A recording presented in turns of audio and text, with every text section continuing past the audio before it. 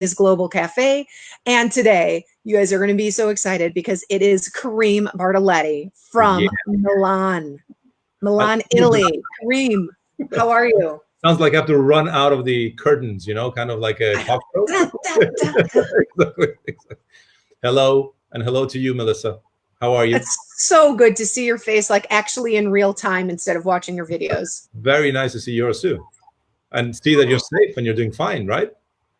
And you're safe and you're doing fine. I know it's, what's weird is we did I for part of my leadership Yep. uh, consulting, we had a webinar earlier. It was a live training right on Monday, and we took a poll to Yeah. ask what was causing people stress. Yeah. The very last thing was health.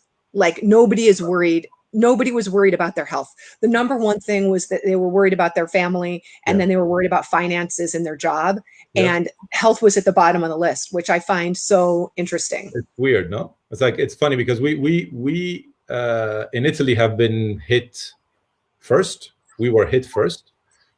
I am in Milan, which is actually in the heart of where the biggest number of deaths and the biggest, let's say, problems in the country have been. It is a little bit getting a little better right now, but honestly, we're still in total lockdown.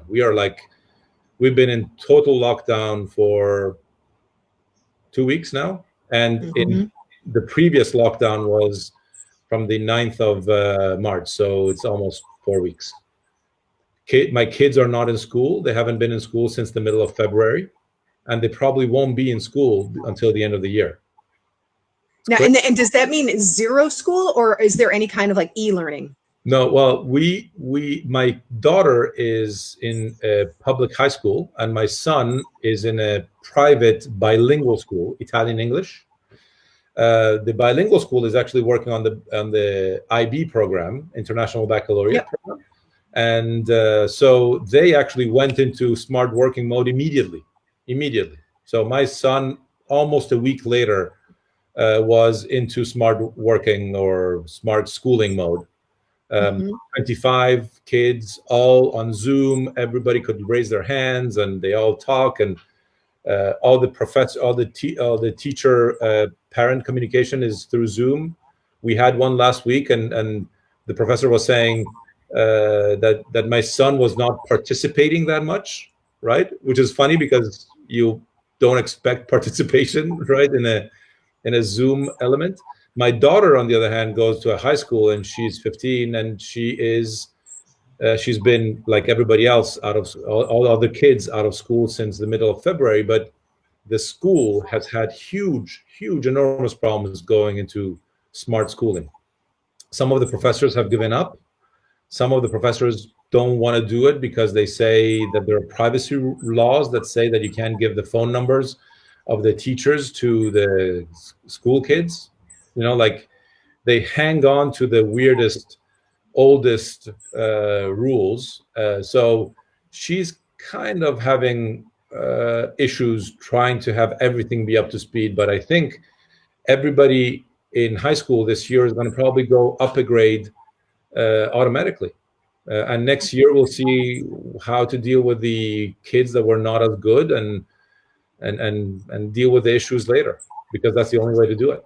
So your daughter, if would it translate to being like a sophomore in high school? She's a sophomore in high school, yeah. Yeah, okay. But we have a 5-year system in Italy. So we don't have 4 years of high school, we have 5 years of high school. So she's in her second year. And then the next 3 years are going to be lumped together. They're going to be very important. And you actually prepare in the first 2 years to get into the third, fourth, and fifth year. But she won't prepare this year. Right.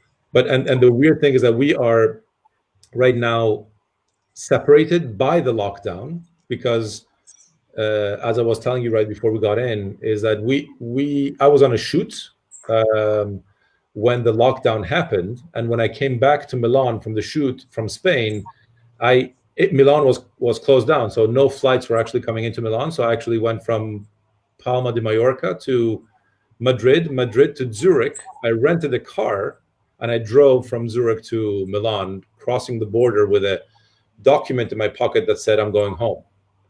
Buongiorno.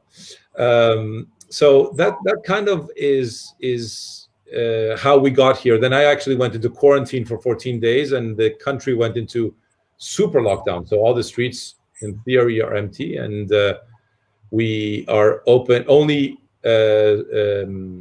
everything, every store is closed, and has been closed for a month now, except for supermarkets and pharmacies. Yeah. The country is almost 85% closed, the whole country. So it's not really good for the economy. But so when I actually came back, my family was in the mountains. They were in the mountains waiting for me to go and pick them up. So they were there without a car. And all this thing happened. So I've actually been alone in Milan for the past 4 weeks, and they are together in the mountains for the past 4 weeks. So is there any like end in sight of when you're going to get to see each other, when you'll be able to go get them? Well, the numbers are getting better, but the narrative, the country narrative, is obviously very careful about what it says, because the reality is that we have a holiday, which is tomorrow, which is Easter. Mm-hmm. And also we have a holiday on the 25th of April and one on the 1st of May.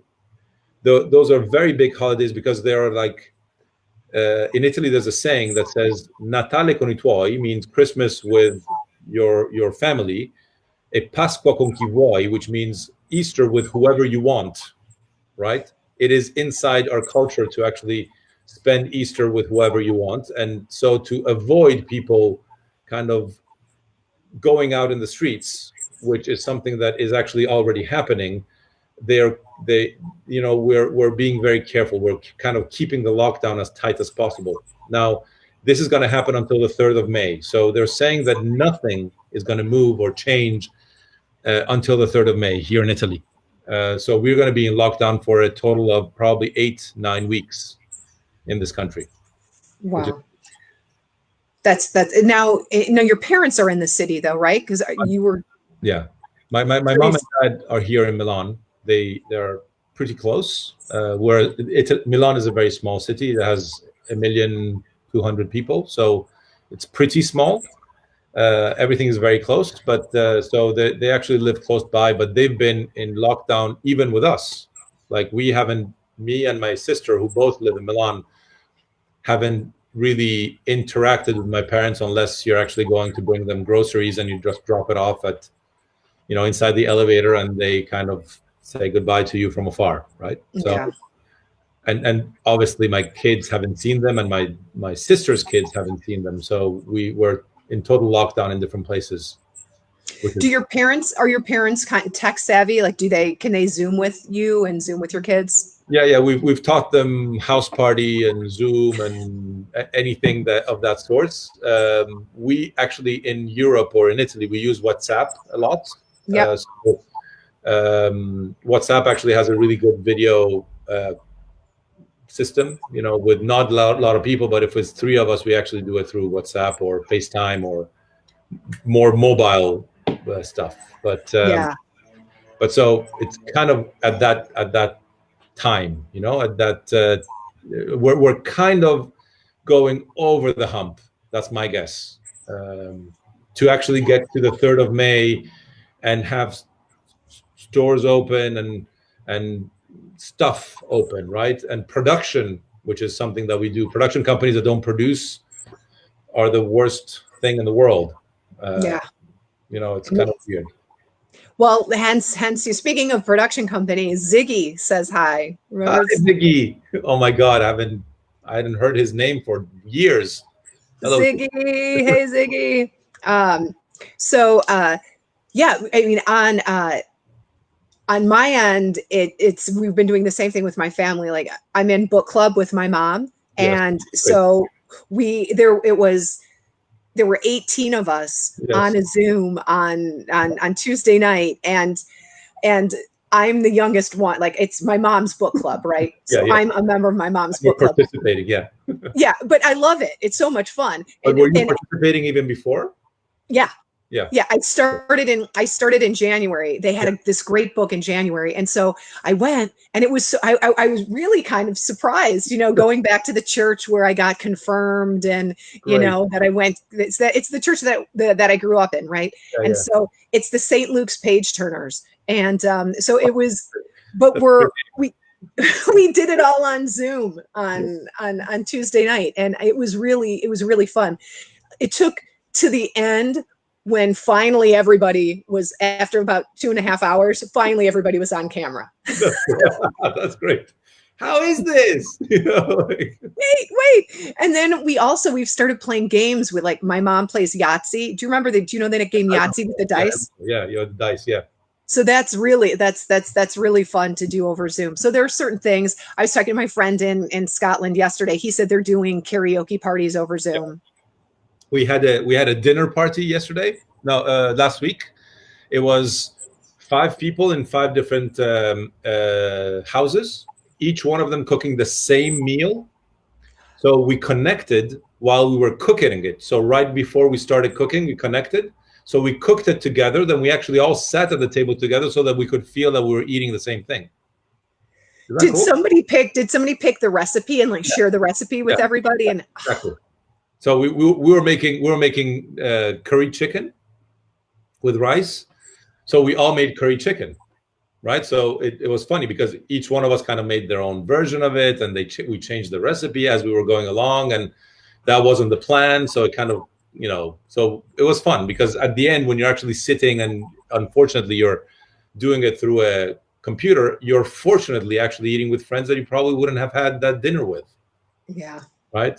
So I actually don't believe in the concept of social distancing. I think we're physically distanced, right? So I think I've been socially pretty active. um, I have a dinner after this, and even if I'm alone, I've created ways to actually interact with people, and I think this is the language in which we interact, right? This little boxy way of dealing with things, whether you're on Zoom or Meet or Blue Jeans or whatever, it kind of has become a way to see people. Yeah. So, I put together, I asked my class reunion from the elementary school here in Milan to do a Zoom call next Sunday, right? So, and we might actually do a reunion.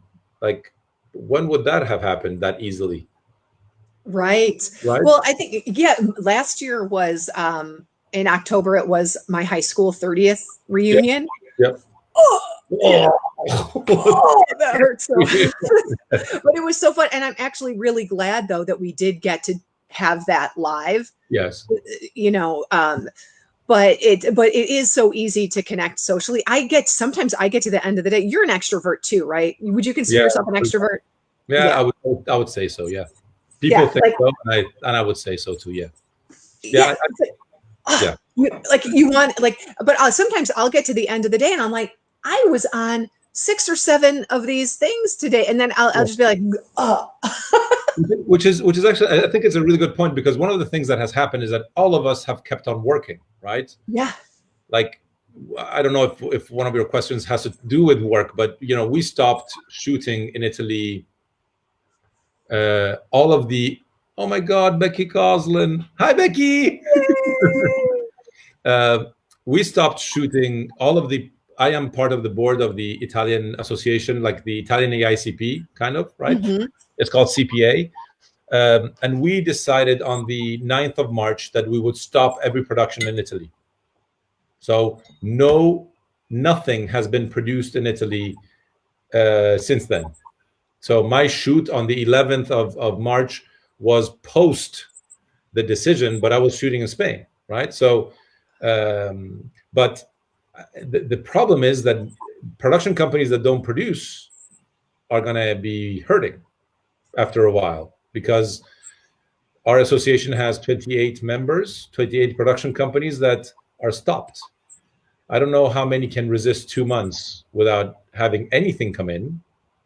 But the reality is that most of us are keeping relationships with our agencies, and some agencies are regardless, trying to have their clients adapt their work to the time period. So we are spending a lot of time re-editing work, Mm-hmm. doing work out of nothing, with images that are bought from stock footage companies, which are probably making a lot of money in this time period.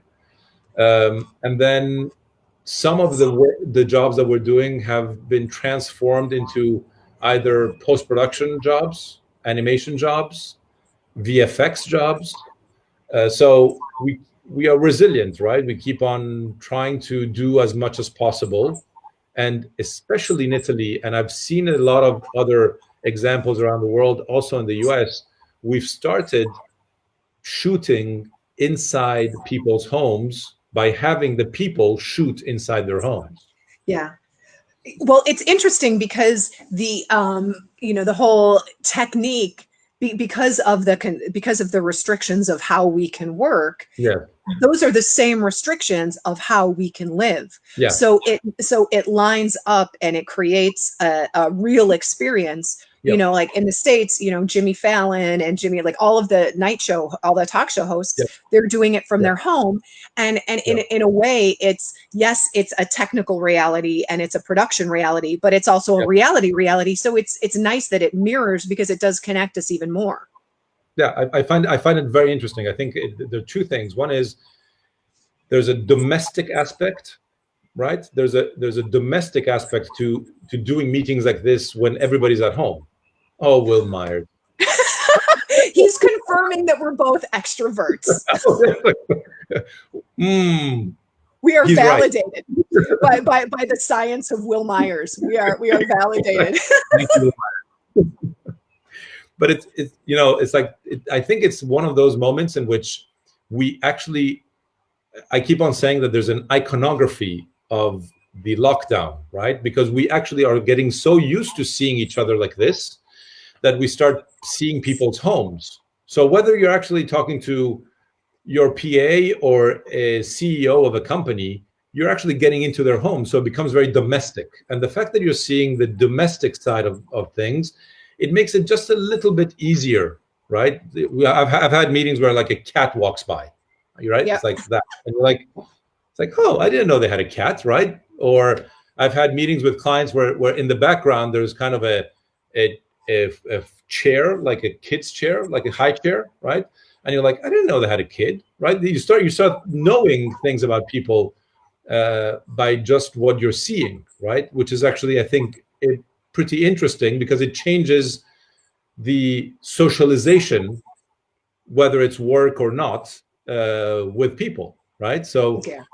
I think that will actually, and that kind of, when you actually move that into TV, I follow most of the talk shows, and when I see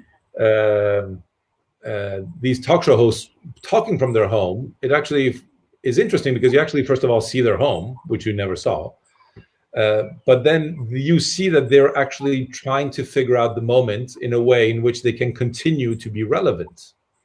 Yeah. So, Vodafone here in Italy started doing this campaign, which has become kind of a way to shoot. So everybody kind of says, oh, let's do it the Vodafone way, right? Which has brought directors. So they find 8 or 9 directors and they have them shoot in their homes with their family. So they're shooting their actual kids. They're shooting in the corners of their homes, and a commercial comes out of it. But that's Vodafone. Vodafone is a cell phone company. So Yeah. they're relevant because they're talking about the moment that we live in. Kids talk to their grandparents through a mobile phone, right? So when you show your daughter talking to grandparents, then it's kind of something that it's relevant and you kind of have seen it somewhere. The thing they ask me is that going to be the future? Have we opened the Pandora's box? Right. Right? That's, I mean, and if you stop and think about it in terms of just historically with production, I mean, remember when there was like the big strike, and then Right. everybody started working outside of, and you were still in Chicago for the strike. Oh, sure. I'm in Chicago. Yeah, Yeah. yeah. Yeah. Yeah. So you experienced it, and so everybody started going out of the country God, because sure. and then people were like, oh, wait a minute, I didn't realize I could get this great Yeah. production level outside. Right? Yeah. Like what and especially when you stop and you think about it, like, why would I shoot in, the States when I could actually shoot in Barcelona, like, Exactly. because I want to go to Barcelona, and if I Yeah, can get great talent there, why not? exactly. So I think, but because production is resilient, because clients ask for things, right? So because brands cannot stop communicating, I think some brands, like for example, the thing that has happened here, which it has probably obviously happened in the US, is that some brands have taken stuff off the air because they cannot really say, uh, go out and hug people, right? We had an alcoholic drink here that their claim at the end of the commercial was, we make people hug, right? That becomes completely irrelevant immediately, because Yeah. so your new campaign has to be thrown away and you have to figure out what to do with the campaign, or you have to change your claim, right? So it is, a lot of brands um, have not advertised. Car brands are 90% down here in this Yeah. country, right? People don't buy cars, right? So people have their cars parked on the streets or in their garages, and they haven't used their cars for days, weeks, sometimes. I had my car out there, and I went to the supermarket. I walked to the supermarket the other day, and I passed by it, and I was like, "Oh, this is my car." I didn't even recognize it. Right? I didn't even know where I had parked it, because the cities have stopped giving tickets, obviously, right? So you can park on the streets because there's nobody actually that walks around that gives tickets, because for obvious reasons, people will get extremely angry if you actually gave me a ticket, right? So it is very interesting because it's going to change. Like the thing I ask myself, as you know, actually, I'm doing these live shows with friends, and the thing I ask myself is something going to stay post lockdown of the feelings that we're having in these days of lockdown, right? Yeah. Well, and I think we get to, I think it's a good opportunity to choose, like, what will we keep and what will we not. Right. In the when we're talking about, when we're talking about just organizations in Yeah. general, corporations, Yes. like, now that everybody sees how easy it is to work from home, Yes. will more people want to do Absolutely. that, or will people be like, oh my gosh, no, thank God I get an office to go to, and I think that there are just, it would just be more options. And like McDonald's, which was, we both worked on a ton of McDonald's, Yep. Yep. but they actually, when they designed their new headquarters, they designed it specifically so that not everybody would be working Right. there. They knew people will be working at home. So here's the space. Nobody has desks. Yep. You have a space where you can go to. And it Yep. was like that already was kind of a future of work Yep. mentality. So But until you live something like this and you see it works, when you see that it works, you can look back at it, right? And you can say, hey, do you remember when we were actually having meetings 1 hour long, and not, like, for example, Italy has a problem, right? I have never worked as many hours as I have here in Italy, right? mhm, Because of how business is. It is a little more unregulated, right? In the US, you have a meeting, you decide that you have a meeting because you have to decide something. When you have that meeting, you get out of that meeting and you hopefully have decided something, right? In Italy, you have a meeting, and then if you haven't decided it, then it's like, let's have another one maybe, and then it starts late or it finishes late. And we have, and I'm exaggerating obviously to make a point, but in general, I think the thing that this thing has taught us is to be very concrete, right? I have a meeting with an agency, the creatives get on the line, they get even a little pissed off if you're a minute late, 1 minute late, because they know that they have to get off the line, because when they get off, I don't know, Teams, they have to get on to Zoom, and then they have to get off of Zoom and they have to get on to another Zoom, right? And that actually is what makes it a little stressful, because you have to be more concrete, right? You have to decide something, which actually brings me to your other point, which is will something change when you have this as a background, right? When we actually get back to the post-coronavirus mode and we're going to go at the speed of light like we had been before, and we have had, when we have allowed our earth to breathe like a couple of breath takes finally, and we can talk about that if you want at a certain point, but after that is done, are we going to have 2 meetings with 30 people coming from different parts of the world every year? Maybe not. Maybe we'll have 1 of the 2, right? Maybe we will realize that pre-pro meetings can be done via Zoom, and pre-pro meetings can be done non on Zoom and face-to-face, right? So I think those learnings might stay because they have worked. The things that have worked can be things that we can look back at and say, we did that. You remember we did that. Why are we all taking planes to meet at 8 o'clock in the morning, and I'm meeting you at the airport in Munich, which I've done in my lifetime, right? So I think it's going to be a little bit different from that perspective, I hope. And Yeah. others, I think a lot of other things are going to be about the heartfelt nature of what we're living right now, because we're living something that, we live in an echelon of people that might not have it be close, but I think we're seeing, we in Italy have seen 900 people die every day sometimes. Now, yesterday was 550. So we're kind of hopefully getting a little better, but not as much as we would think, because there are people in the streets, because there are people still not believing that this thing is viral, not in the communication way, but in the reality, in the real way, right? The other thing that's going to change is words. Are we going to use the word viral when we talk about a viral ad? Probably not. We're not going. You're not going to want to. Wow, like that was on fire. Like maybe we'll say that. Exactly. It's like we'll have to come up with some new terminology for that. I know.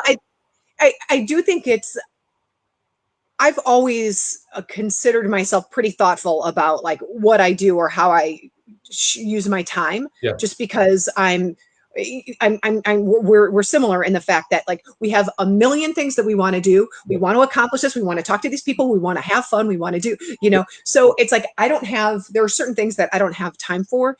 And it was interesting because towards the end of last year and in the beginning of this year, I saw this. Did you ever see the movie Maleficent with Angelina Jolie? It's like, so I like claimed her. I'm like, she is my spirit animal for 2020. There's no more Melissa being nice. Like I'm not, and I actually had somebody make a comment to me, "Oh, you're so nice." And I just looked at them. I'm like, I'm actually not a nice person. Like, I'm not really nice. And I'm kind and I'm generous and I'm funny and I'm these things, but don't call me nice. It's like, you might as well just call me like meh. Right. So, but to kind of like realize that, like, and I think part of this is getting older because, we did meet each other in 96. Wow. 1996. It's like 24. You're welcome. Oh my God. We met in 1996. And we've been firing each other ever since. Yes, exactly. You're fired. I know, I'm fired. You're fired. Even before that guy fired people, like we were firing each other forever. We were firing each other before he started firing people. We're the real firing. We're the real fire squad. On the fire level, we were actually before him. Exactly. But you don't have, like, there are certain things that you don't have time for. And then there are certain things that that we can value that we weren't valuing before. Oh my gosh. I did, like my 2 favorite, virtual things that happened. I was taking a virtual yoga class and my yoga teacher, Carly, was in her backyard. It was really quiet. And she just said, because she's sitting back from the computer, can you hear me? I just want to make sure the sound's okay. Okay. So, and we're like, okay, well, let me know because I can always go, okay. So she's sitting there. And as soon as she said, okay, taking a deep breath, a lawnmower started like mowing the lawn, like, and And then all of a sudden her dog, she's got this big like brown lab, Right. goes brum, brum, brum, and starts barking. So she's like, okay, go into downward dog. And the dog would be barking. So that was hilarious. That's But great. then the other thing is, so I have lots of friends that have kids that are doing the e-learning, Yep. right? And some of the houses are like more open plan. So my friend we do co-working where we'll get on a Zoom and Yep. we'll say, okay, what's your priority for the next hour? Okay. And we tell each other, Yep. and then it's like, okay, let's hop off the Zoom and then we'll check back in 45 minutes. Yep. So we give each other deadlines. Yeah. Yep. And so we did that. And in between our deadlines, she had spilled her water on her laptop and fried the motherboard. But okay, so can you when you spill water on your laptop? So she shouted something that was probably not kid friendly. That's great. And multiple times, and and then her son was downstairs on the computer with his e-learning and just barely got to the mute button before he could mute it. Yeah. And I'm like, and so these scenes where you can just like picture this going, oh, you know what? Do you remember my friend Carmela? I think you might have known Carmela Mulvihill or Carmela. She's Carmela. Yeah. She went to Northwestern. Yeah. I Carmela I couldn't. Yeah, she's a great actor. So when you need a fabulous actor, female actor in LA, Carmela Riley, Northwestern grad with you. And actually I have to introduce you to my friend Ramon Esquinas in Madrid. He's amazing. He's like he's going to be on the show tomorrow. Yeah. I'll watch anyhow, so she is, so she's still doing voiceover. She's still doing a lot of voiceover work auditions. Yeah. So she's doing that. Her husband, Sean, works for the Grammys. He's in the living room. They've got 3 kids that are under tween. So they're all on separate e-learning. That's crazy. And then and it's like, I can't even imagine it. It's got to be total chaos. Yeah. That's chaos. Yeah.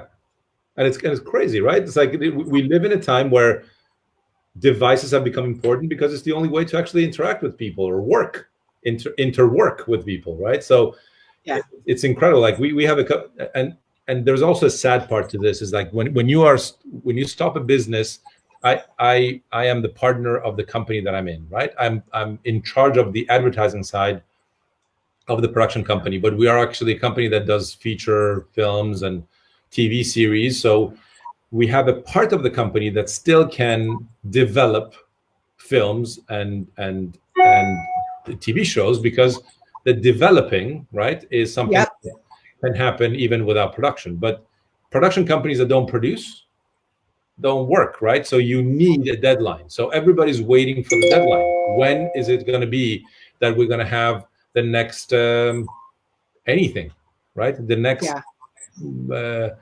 shoot of any kind, right? So I think advertising will come before that. So we're going to open probably before anybody else. And then films and TV series, and then probably one day anything that has to do with events, which I think are going to be probably the worst hit ever, right? The worst hit are going to be the events category. When are you going to think that you're going to go to a Billie Eilish concert with, 60,000 people inside Madison Square Garden? I don't think it's going to happen. Not this year. Probably, I don't know, 12 months from now, maybe, right? Because this thing, as far away or close as it is to you or any one of us, it hits you inside, right? I go out once a week, right? I have a balcony, but I go out once a week to grocery shop. But when you go to the grocery store and you walk down the street, when you walk by somebody, they don't look at you in the eyes, and clearly you are thinking, as well as they are thinking, should I cross the street? Should I go further away? Should I? Because it is something that is you feel like you have to avoid something that you don't know, and that becomes very, very complicated to deal with.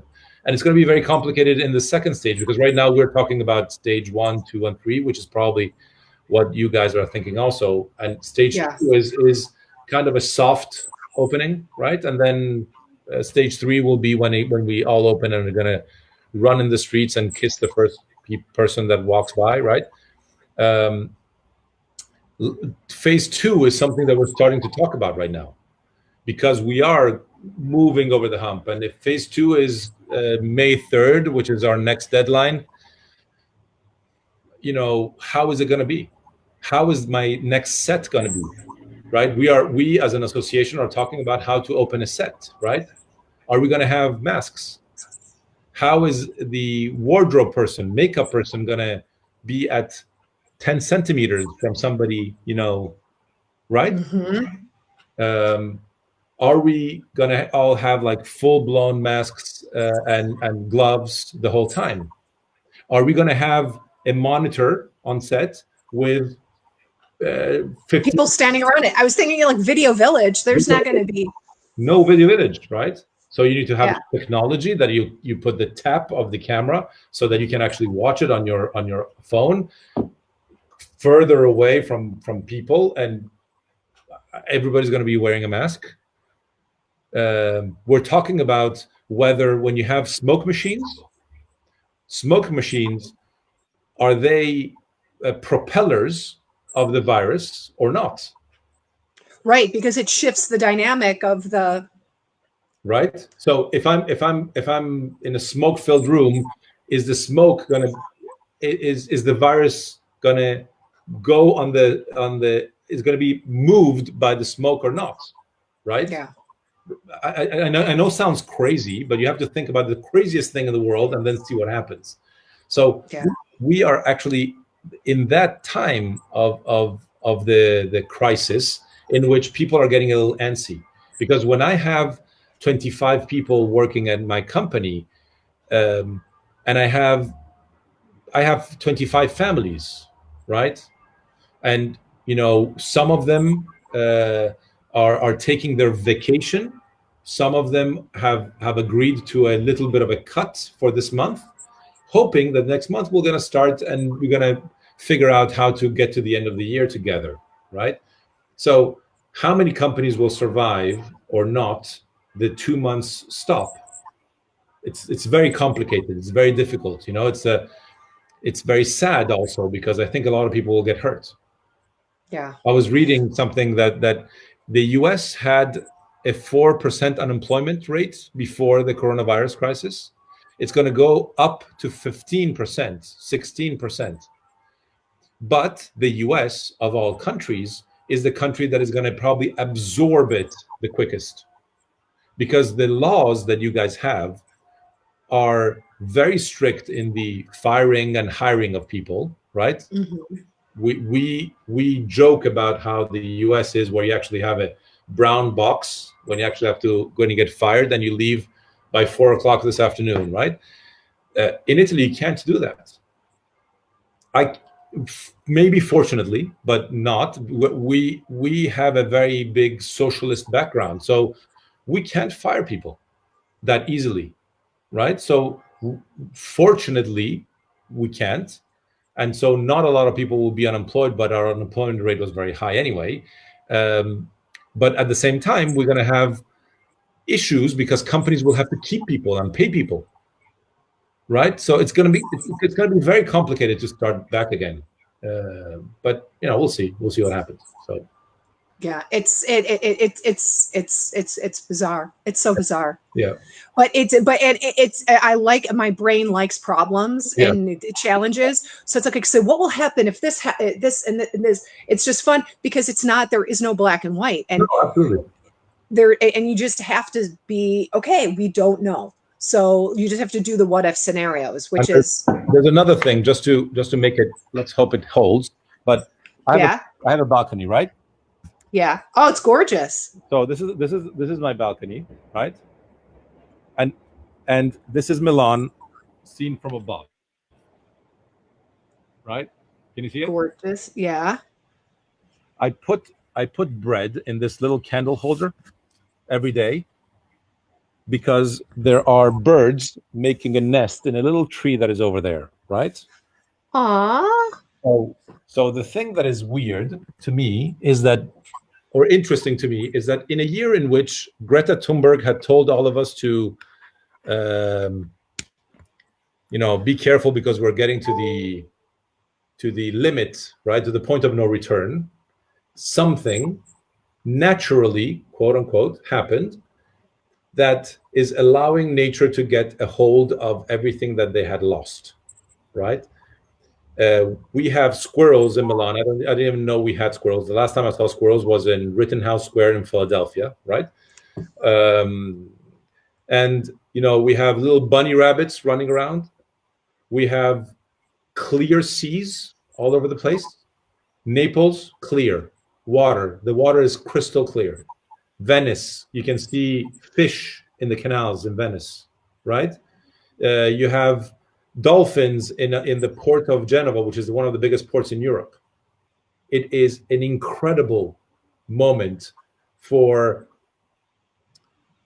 the world to reboot, which is the reboot theory that I've been talking about for a while. But I think when your computer is broken and when you call your IT guy and you say, "Hey, my computer just acts weird," you're like, "Okay, turn it off and turn it back on again," right? That's what they always say. So we've been given a chance to turn it back on, and some of the things will stay. All the problems, like in your computer, will stay. Some of them, I think, might go away. And I think if even 10% of things, anything, business models, people, mentalities, way of doing things change, 10%, it's the biggest change in the history of mankind in the shortest amount of time, right? I have to think that way, because otherwise you're going to think bad things, and I don't think I want to be negative. I'm not only extroverted, but I'm actually a positive about life in general, right? I think things happen for a reason, and this thing, we have to think that it happened for a reason, not in a religious way, but in a fatalistic way, right? So Yeah. And even if even if it's even if it's not fated, to take what it is yep, and say, okay, this is how it is. And yeah, so what are we going to do moving forward, and what are, like, take the gifts out of it. It's funny, you were talking about, like, seeing people on the street and not looking at people. I've noticed, at least in our neighborhood, we will all cross the street, yep, right? yep, But we will all, like, neighbors that I wouldn't necessarily see, yep, like, they're neighbors, we have dogs. So whenever we're walking the dogs, we see the people yep, and we say hello, right? But but now, because everybody is just taking a moment to walk outside a little bit, yep, it's, you see each other and you wave and you say hi to each other from across the street. yep, And and so that's really, it's actually kind of lovely, because I do feel like people are coming together in that way. And like, for Easter, people are putting, Easter eggs so if you're walking around the neighborhood, it can be an Easter yep. egg hunt for the kids. And so that kind of that kind of thing is fun. Like for example, we have a lot of buildings here that have that give to a courtyard, right? So you go into a building and then you go to your floor, and there's a runaway on each floor that goes from Mhm. one, right? And downstairs there's a courtyard. So because you have to stay at home, there are stories. One of them, a friend of mine told me yesterday, of people saying, "Let's spend Easter together," right? Which basically means walk out to the runaway, right? Yep. And let's have a drink at 2:30. Let's toast at whatever 7:30 in the afternoon, right? So that people actually stay together, so that people actually come together. Were the ones that started singing out of the windows. We don't do that anymore, because that became very quickly very old, right? Yeah. But we find ways to socialize, which is the reason why it's not social distancing. It is definitely physical distancing. It's physical distancing. Yeah. And the thing that is curious to me, and I suppose I suppose I'll have to do research with, like, on a more biological level, is the whole, not being able to touch people. Yes. it's I haven't cried on any of these yet. This is the fourth one. Don't make me cry, Kareem. But like when you see people, everybody that knows me, and if somebody is on here watching, they will guarantee, I will guarantee there will be comments. Yeah. I like am a hugger. Yeah. I like, I have to touch people. Yeah. Not everybody is like this, because I know, because I've done that to people and they're like, I'm not a hugger. Right. And I'm like, whoa, yeah. Sorry. Whoa. But when I go to deliver groceries to my mom and I can't hug her, yeah, you know, it's like a primal thing. Crazy. You know, it's But the primal thing is going to stay. That primal feeling is going to be the scare that we're going to live with for a little bit in phase 2, because unfortunately, this thing is biological. It's not like war. That's what makes it different than war, because when we lost or won a war, when the war was over, we would actually, I didn't live through a war, right? But in general, right, the whole the photo from Life magazine of the sailor kissing the nurse, right? Oh yeah.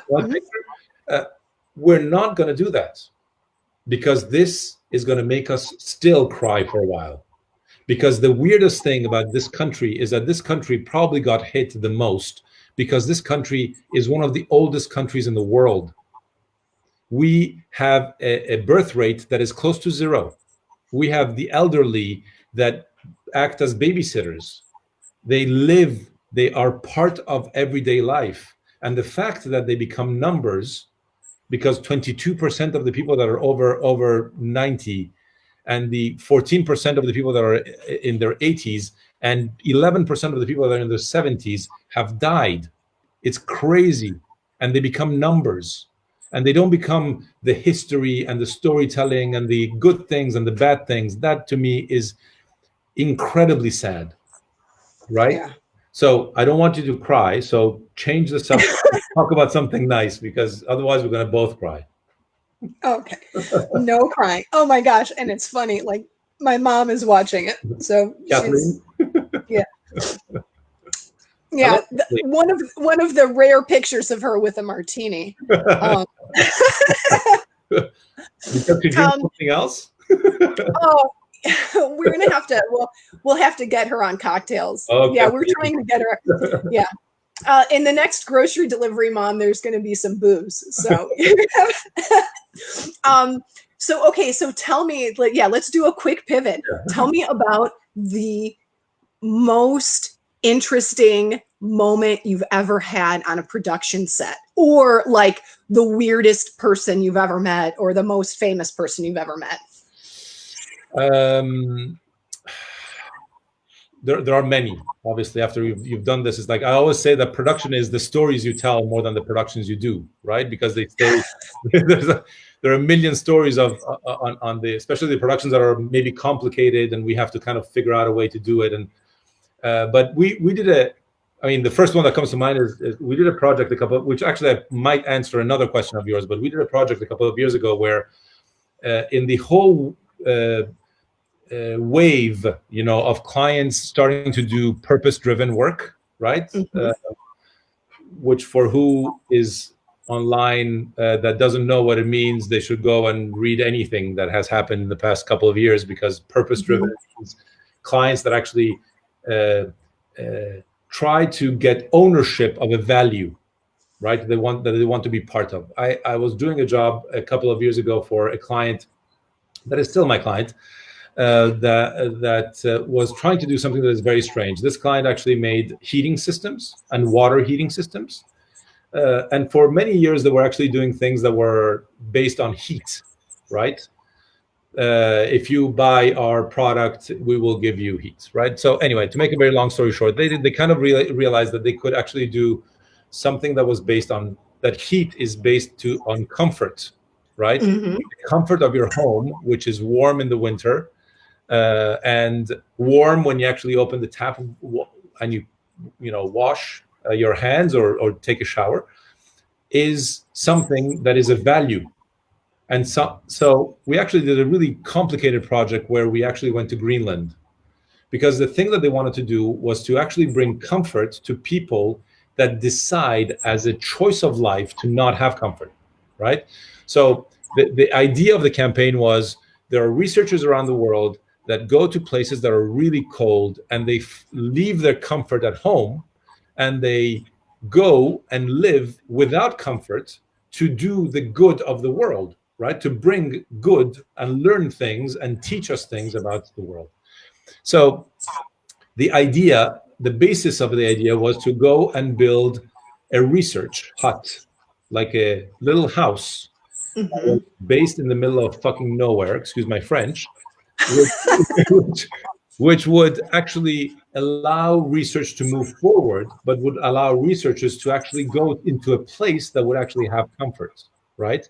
So that when they would do research, they wouldn't have to actually pick a tent, right? They would actually, it would be easier because the thing that you find out when you do your research, since you actually talked about research, is that researchers spend hours of their day figuring out where to actually put their tent, right? Especially when they're doing things in the cold. Anyway, to make it a long story short, we do this job in Greenland, which was on an island off the coast of Greenland, which is already an island. And to get to that place, we had to get three planes and three helicopters. The helicopters was kind of like a bus, nine seater would actually go to a place. People will get out, then people will get in, then people will get out, people will get in. So we do this job, and then when we finish shooting, I was there for 10 days with the client and the agency. So I actually went when the job was at its peak. When the job was over, at a certain point, no helicopters were actually coming to pick us up. And they said, you will probably stay here for a number of days. I was like, how many days? Could be 15, 20, right? I was with the general manager of the company, and I was with the marketing director of the company. That was actually my client. And the general manager was like, I'm not staying here. I was like, I don't know how to get you out of here. It's like, I'm not staying here. I was like, I don't know. It's like, there's no way. I'm stuck on an island. The only way is and the boats, we were in April. So the boats there were not that many boats. There were only fishing boats going. So there was no way to get there by boat. So the next morning, the client is so frustrated that he goes jogging in Greenland. He's jogging at like minus whatever degrees. He goes to the port, speaks, I don't know what language, comes back to me and says, I found somebody that will take us. I was like, how are we going to get off the plane? This thing. I was like, no, you're not getting off this island without me telling you how. He's like, I'm not your responsibility. I was like, yes, you are. You're on a set. You're my responsibility, right? So he gets all pissed off. He's like, look, we'll do it my way. So we go to the port. We talk to the guy. The guy says, I'm not taking you anywhere, right? So we finally find somebody who actually for $5,000 cash, 5,000 euros cash, will take us, not fishing with him, but will take us to land, which is Greenland, right? And then we'll go fishing after that. This is a 10-hour trip, which could become a 15-hour trip if things are not right. The client says, if it were for me, I would pay for it. I was like, I know, but it's my money. He's like, why don't you pay for it since you're the client that is paying for it? He's like, no. So I paid $5,000. We got on a boat. We left the island on a fishing boat that would hit the ice and would have to crack it because otherwise there was no way to actually get off of it. Very, very adventurous way to actually get to land 9 hours later. Slept one night. Next morning, we actually got on a plane and flew back. But my guys got stuck for 14 days longer. So my crew actually stayed there for 14 more days. That's how it worked. Wow. So, well, and that was probably because with the helicopters just couldn't go in and out because of fog or visibility or wind. And you don't. Every morning they would go with their bags, 9-seater plane, 9 seats, right? And they would go with their bags. They would check in and hope that the helicopter would come. They wouldn't come. So for 14 days that way. And then not everybody could get on the plane, right? On the helicopter, because sometimes the 9-seater helicopter was actually partly full. So it was kind of like taking a bus where you don't have a seat. So Wow. really, really, really complicated shoots because there's no service company in Greenland as you might have imagined. So we were actually a service company also, right? We were actually figuring out who to call to actually build a house. So, but in the good thing, it was a really great production. The greatest thing about that production is that we build stories, right? We build dreams when we do things. We build production is actually the basis of production is that you build something and then you disassemble it when it's over, right? Because when you've shot it, it's over. But when I was taking that boat, leaving the island, and it was going like on the side of the island, and I could see the little house that we built, and the fact that you can actually see it on Google Maps now is probably one of the most incredibly heartwarming things that I've ever done in my life. Because in our business, creating something that will stay there for other people to use is something that we don't do. Right. It's typically disposable, right? But this isn't. Yeah. So if you have, you'll have to send me the link or post the link in the comments Yeah, of. I will. I mean, I want to see the Google Maps where the house is. Yes. But to see the film that came out of it too would be great. It obviously was like a huge operation, you know, like it had commercials for all over the world. It was a client that was going from local to global in one full sweep, right? So everything, all the social media, all the print campaign, everything was shot at the same time. So we had a photographer from Canon who was one of our partners. We had all the social media stuff and all the square stuff and the 16:9 and the 9:16s and all the backstage stuff. Everything was shot at the same exact time. It was a huge, huge project for them. You know, it was amazing. It was an amazing experience for us. You know. Oh, that sounds amazing. That was amazing. And Greenland. When are you going to go to Greenland again? No, I know Greenland is on, and Greenland's on my list. Oh my God, there are so many places that are on my list. Yeah. Kenny and I were talking about just like buying up plane tickets to go places now, and like almost like vouchers that you can use in the future. Which brings me to my question. It's like one of the biggest problems will be travel. Are you going to travel after this is over? Yeah. I mean, how can I not travel? Just, I mean, and I actually really, I'm blessed in that I've seen like a lot of my bucket list items. I've done, like I've been to Machu Picchu, I've been to the pyramids, I've been, you know what I mean? Like I've done that, and I'm really grateful for that. Nice. But there are still lots of places that I want to go. And then when I go someplace, like it's on my list to go back to Spain because I haven't been to Spain since 2005, which is crazy to me. And I want to go back to Italy, you know. But you are going to get on a plane and sit right beside somebody at 20 centimeters distance in the near future. Exactly. Don't cry. Don't cry. No, I won't cry. But it's hopefully, you know, we'll develop some type of vaccine and hopefully like all those things. But yeah, until all of those things happen, you know, we have this. Yeah, exactly. You know how people are traveling to China right now, right? No, like, how? You go to the airport. You wait for 4 or 5 hours to get checked. You get your temperature taken. If you get on a plane, there's a doctor on the plane that takes your temperature as you're flying. When you get there, if you're coming from whatever country, you might have to go to quarantine for 14 days in a place that they decide, not a place that you decide. So Michael Jackson, yeah. Hi. So it's kind of crazy, right? It's like it's weird. It's like it's gonna change a lot of our daily things. I think it's the best time when things open up in phase 2 to buy a car, for example. Right? I was going to buy a car for my wife since her car is still at the mechanics right now, because the mechanics is closed, so the car is actually stuck in the mechanics. So until the mechanics open, I'm not going to get her car. But I was thinking this is the time where you actually call a dealership and say, "Hey, I want to spend this much money. Find me a car." Click, right? They'll find you a car. It's like I think that's going to be the biggest issue. Like car companies are going to open up by saying, I'll give you the car and you can pay in, I don't know, pay next year, right?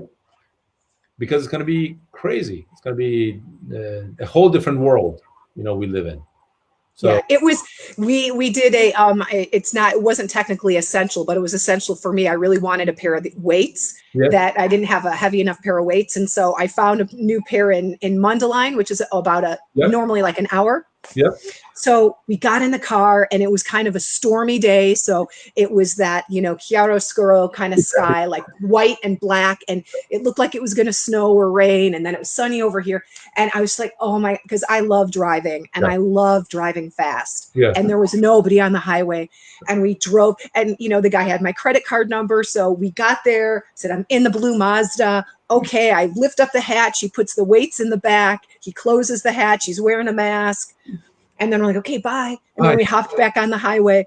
But it was so weird to have when we're doing the shelter in place or the stay at home thing, Yeah. You're in your own environment. Like Yeah. you can control it, right? But then when you go to do something that's typically a pretty normal thing, like a transaction, to have it be so, I mean, I felt like it was like like kilos of cocaine or something, and it was like some like Yeah. some weird Like illegal, It's right. like, We're like, oh my God, what are you doing? Oh, we're driving to the suburbs to get, true. dumbbells. It's true. It's true. Exactly.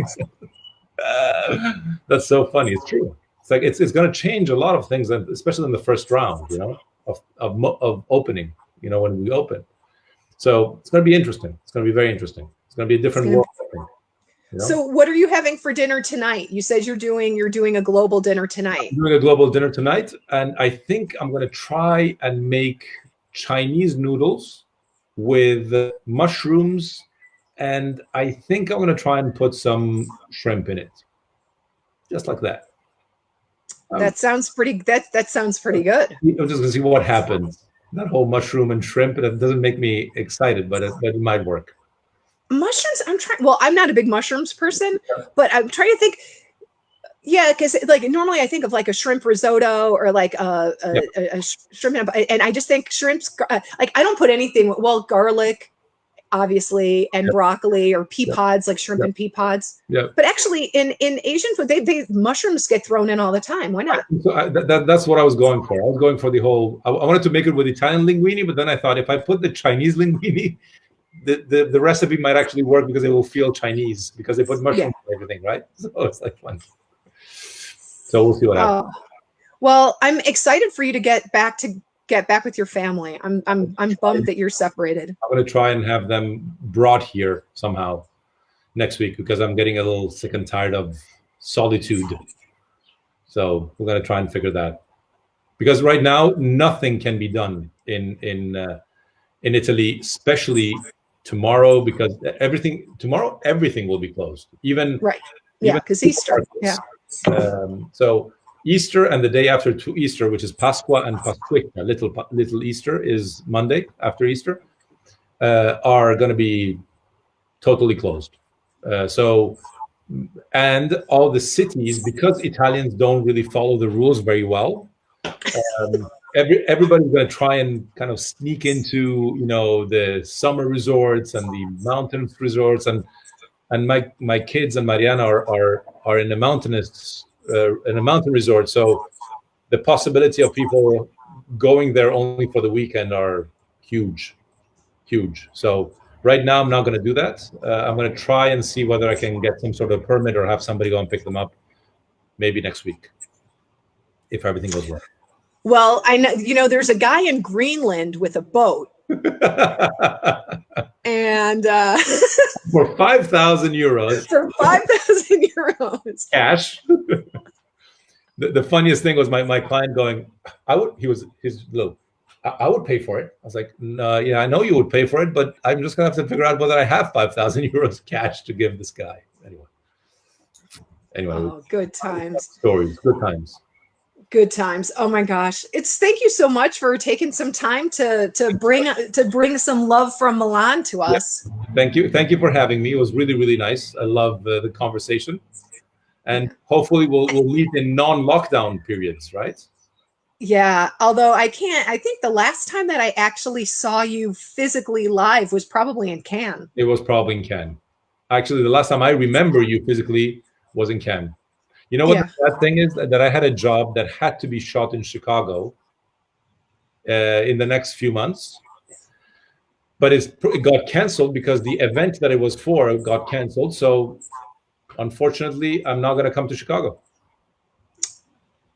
I know, very sad. Oh my God, I just had a flash. Yep. Do you remember when you were head of production at Y&R? Yep. And you guys had the Barilla account? Yes. That's and do you remember that? Do you remember the one shoot that Lee produced? Yep. Oh yeah. And the, yeah. And the edit. Oh. And then the edit with Lee in it with the. That was horrible moment. Like for the agency, really, and not for. It's like it was just a funny thing just for the people that are watching. We actually shot a commercial that actually we were shooting commercials where American woman in Italy falls in love with Italian guy who she bumps into because he is the Italian pasta expert and usually gives her the Barilla pasta as an example of how to cook her pasta well. That was kind of the general idea of all the Barilla spots for a couple of years. The first commercial was ended with Italian guy reading paper. At the very end of the commercial, he looks out of the window. He looks at her on the other side. She's actually giving him the nod of like, thank you very much for helping me out. And he looks at her kind of like, we will have sex later. That was kind of revealed. That was kind of, all the commercials ended with the, we will have sex later kind of look. But you never Sex and pasta. Sex and pasta. You never knew what would happen. It was kind of like in the air. In one of the, we actually shot a version of it, which was kind of for the Christmas video or the Christmas Y&R, whatever, which had Lee Goldberg, which I'm not going to explain who Lee Goldberg is because everybody knows who Lee Goldberg is, kind of in the moment in which he is looking out of the window at her, walks by with a cigarette in his mouth, kind of as if he were the boyfriend, like pissed off boyfriend. And he looks at her kind of like, why are you looking at my boyfriend, with the cigarette in his mouth? So that version actually ended up being kind of divulged somehow. The client found out this because the gay community was looking at it as actually Barilla doing something really funny, for the gay community, right? Like dealing with the sexual diversity in a whole different way. Obviously, it kind of got everybody in trouble when that happened, and it was just really fun to just see everybody's face when that. Everyone was like, "Oh my God, I can't believe the Lee Goldberg version started getting." It was so funny, but I wonder what would have happened if that were now, because back then that was pre-2000. That was like late. Yeah, that was like 2000. Yeah, it was maybe. Yeah, I mean, yeah. Regardless. But it was 20 years ago. Yeah, it was 20 years ago. Yeah. So people would look at it differently, and now I think people would be like, "Oh yeah, go." Yeah. But back then, and the client would probably leave it, let it go, right now. But at the time, it was kind of like, "Oh my God, what is it saying about us?" And it's kind of weird, and you're gonna get fired, and you're fired, right? Kind of like that. So anyway, kind of like that. It's funny. But oh my gosh, I'm sending you. Thank you for your time, and thank you for telling me about this app. Because oh my gosh, this app is the best. Yeah, I'm glad you're using it too. So I actually like it. So it's working for me, and I'm glad it's working for you too. Yeah, and I'm sending you a big, socially close, loving hug across the miles. From Hugging Italy, okay? You and to your family and Kathleen, who keeps on writing, which actually, I made you cry, but I wasn't really meant to make you cry. It's bound to happen, Karim, emotions. And to Tom Fletcher, who I haven't talked to in a million years. Anyway. Oh gosh, yeah, Tom. Hey, Tom. The last time I talked to Tom, his dog had gotten skunked. So hopefully there have been the last time I saw him, I got the big story of his dog getting skunked. That'll be coming up soon. Oh yeah. Anyhow, well, enjoy your dinner tonight. Your shrimps and your mushrooms and your Chinese linguine. Thank you. I love you. Okay, cheers. I love you too. Okay, ciao. Okay, ciao. Ciao.